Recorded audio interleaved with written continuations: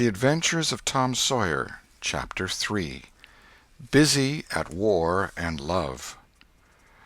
Tom presented himself before Aunt Polly, who was sitting by an open window in a pleasant rearward apartment which was bedroom, breakfast-room, dining-room, and library combined. The balmy summer air, the restful quiet, the odor of the flowers, and the drowsing murmur of the bees had had their effect, and she was nodding over her knitting, for she had no company but the cat, and it was asleep in her lap. Her spectacles were propped up on her gray head for safety. She had thought that of course Tom had deserted long ago, and she wondered at seeing him place himself in her power again in this intrepid way. He said, "Mayn't I go and play now, Aunt?" "What, a-ready? How much have you done?" "It's all done, Aunt." "Tom, don't lie to me. I can't bear it." "I ain't, Aunt. It is all done." Aunt Polly placed small trust in such evidence. She went out to see for herself, and she would have been content to find 20% of Tom's statement true. When she found the entire fence whitewashed, and not only whitewashed but elaborately coated and recoated, and even a streak added to the ground, her astonishment was almost unspeakable. She said, "Well, I never! There's no getting round it. You can work when you're a mind to, Tom." And then she diluted the compliment by adding, "But it's powerful seldom you're a mind to, I'm bound to say. Well, go along and play, but mind you get back some time in the week, or I'll tan you." She was so overcome by the splendor of his achievement that she took him into the closet and selected a choice apple and delivered it to him, along with an improving lecture upon the added value and flavor a treat took to itself when it came without sin through virtuous effort. And while she closed with a happy scriptural flourish, he hooked a doughnut. Then he skipped out and saw Sid just starting up the outside stairway that led to the back rooms on the second floor. Clods were handy, and the air was full of them in a twinkling. They raged around Sid like a hailstorm, and before Aunt Polly could collect her surprised faculties and sally to the rescue, 6 or 7 clods had taken personal effect, and Tom was over the fence and gone. There was a gate, but as a general thing he was too crowded for time to make use of it. His soul was at peace now that he had settled with Sid for calling attention to his black thread and getting him into trouble. Tom skirted the block and came round into a muddy alley that led by the back of his aunt's cow-stable. He presently got safely beyond the reach of capture and punishment and hastened towards the public square of the village, where 2 military companies of boys had met for conflict, according to previous appointment. Tom was general of one of these armies, Joe Harper, a bosom friend, general of the other. These 2 great commanders did not condescend to fight in person, that being better suited to the still smaller fry, but sat together on an eminence and conducted the field operations by orders delivered through aide-de-camp. Tom's army won a great victory after a long and hard-fought battle. Then the dead were counted, prisoners exchanged, the terms of the next disagreement agreed upon, and the day for the necessary battle appointed, after which the armies fell into line and marched away, and Tom turned homeward alone. As he was passing by the house where Jeff Thatcher lived, he saw a new girl in the garden, a lovely little blue-eyed creature with yellow hair plaited into 2 long tails, white summer frock, and embroidered pantalettes. The fresh-crowned hero fell without firing a shot. A certain Amy Lawrence vanished out of his heart and left not even a memory of herself behind. He had thought he loved her to distraction. He had regarded his passion as adoration, and behold it was only a poor little evanescent partiality. He had been months winning her. She had confessed hardly a week ago. He had been the happiest and the proudest boy in the world only 7 short days, and here in one instant of time she had gone out of his heart like a casual stranger whose visit is done. He worshipped this new angel with furtive eye, till he saw that she had discovered him. Then he pretended he did not know she was present, and began to show off in all sorts of absurd boyish ways in order to win her admiration. He kept up this grotesque foolishness for some time, but by and by, while he was in the midst of some dangerous gymnastic performances, he glanced aside and saw that the little girl was wending her way toward the house. Tom came up to the fence and leaned on it, grieving and hoping she would tarry yet a while longer. She halted a moment on the steps and then moved toward the door.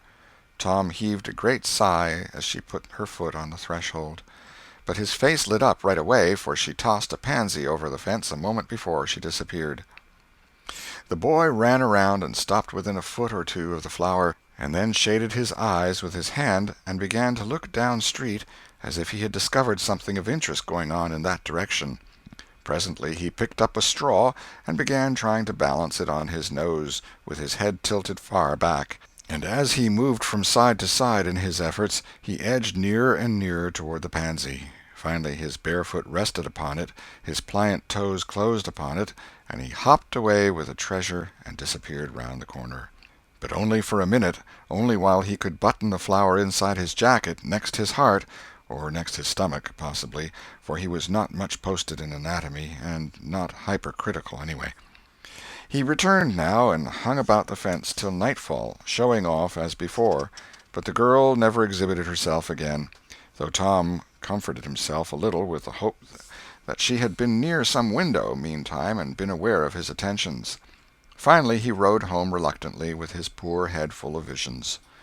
All through supper his spirits were so high that his aunt wondered what had got into the child. He took a good scolding about clodding Sid, and did not seem to mind it in the least. He tried to steal sugar under his aunt's very nose, and got his knuckles rapped for it. He said, "Aunt, you don't whack Sid when he takes it." "Well, Sid don't torment a body the way you do. You'd be always into that sugar if I warn't watching you." Presently she stepped into the kitchen, and Sid, happy in his immunity, reached for the sugar bowl, a sort of glorying over Tom which was well nigh unbearable. But Sid's fingers slipped, and the bowl dropped and broke. Tom was in ecstasies. In such ecstasies that he even controlled his tongue and was silent. He said to himself that he would not speak a word, even when his aunt came in, but would sit perfectly still till she asked who did the mischief, and then he would tell, and there would be nothing so good in the world as to see that pet model catch it. He was so brimful of exultation that he could hardly hold himself when the old lady came back and stood above the wreck discharging lightnings of wrath from over her spectacles. He said to himself, "Now it's coming," and the next instant he was sprawling on the floor. The potent palm was uplifted to strike again when Tom cried out, "Hold on, now, what are you belting me for? Sid broke it." Aunt Polly paused, perplexed, and Tom looked for healing pity. But when she got her tongue again, she only said, "Humph! Well, you didn't get a lick amiss, I reckon. You been into some other audacious mischief when I wasn't around, like enough." Then her conscience reproached her, and she yearned to say something kind and loving, but she judged that this would be construed into a confession that she had been in the wrong, and discipline forbade that. So she kept silence, and went about her affairs with a troubled heart. Tom sulked in a corner and exulted his woes. He knew that in her heart his aunt was on her knees to him, and he was morosely gratified by the consciousness of it. He would hang out no signals. He would take notice of none. He knew that a yearning glance fell upon him now and then through a film of tears, but he refused recognition of it. He pictured himself lying sick unto death, and his aunt bending over him beseeching one little forgiving word, but he would turn his face to the wall and die with that word unsaid. Ah, how would she feel then? And he pictured himself brought home from the river, dead, with his curls all wet and his sore heart at rest. How she would throw herself upon him, and how her tears would fall like rain, and her lips pray God to give her back her boy, and she would never, never abuse him any more. But he would lie there, cold and white, and make no sign, a poor little sufferer whose griefs were at an end. He so worked upon his feelings with the pathos of these dreams that he had to keep swallowing, he was so like to choke, and his eyes swam in a blur of water which overflowed when he winked, and ran down and trickled from the end of his nose. And such a luxury to him was this petting of his sorrows that he could not bear to have any worldly cheeriness or any grating delight intrude upon it. It was too sacred for such contact, and so, presently, when his cousin Mary danced in, all alive with the joy of seeing home again after an age-long visit of 1 week to the country, He got up and moved in clouds and darkness out at one door as she brought song and sunshine in at the other. He wandered far from the accustomed haunts of boys, and sought desolate places that were in harmony with his spirit. A log raft in the river invited him, and he seated himself on its outer edge and contemplated the dreary vastness of the stream, wishing the while that he could only be drowned, all at once and unconsciously, without undergoing the uncomfortable routine devised by nature. Then he thought of his flower. He got it out, rumpled and wilted, and it mightily increased his dismal felicity. He wondered if she would pity him if she knew.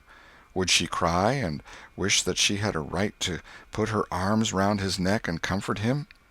Or would she turn coldly away like all the hollow world?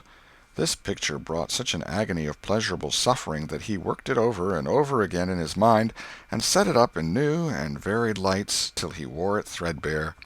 At last he rose up, sighing, and departed in the darkness. About 9:30 or 10 o'clock he came along the deserted street to where the adored unknown lived. He paused a moment. No sound fell upon his listening ear. A candle was casting a dull glow upon the curtain of a second-story window. Was the sacred presence there? He climbed the fence, threaded his stealthy way through the plants, till he stood under that window. He looked up at it long and with emotion. Then he laid him down on the ground under it, disposing himself upon his back, with his hands clasped upon his breast and holding his poor wilted flower. And thus he would die, out in the cold world, with no shelter over his homeless head, no friendly hand to wipe the death damps from his brow, no loving face to bend pityingly over him when the great agony came. And thus she would see him when she looked out upon the glad morning, and oh, would she drop one little tear upon his poor lifeless form, would she heave one little sigh to see a bright young life so rudely blighted, so untimely cut down? The window went up, a maidservant's discordant voice profaned the holy calm, and a deluge of water drenched the prone martyr's remains. The strangling hero sprang up with a relieving snort.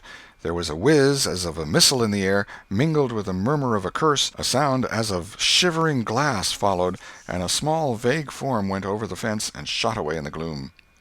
Not long after, as Tom, all undressed for bed, was surveying his drenched garments by the light of a tallow dip, Sid woke up.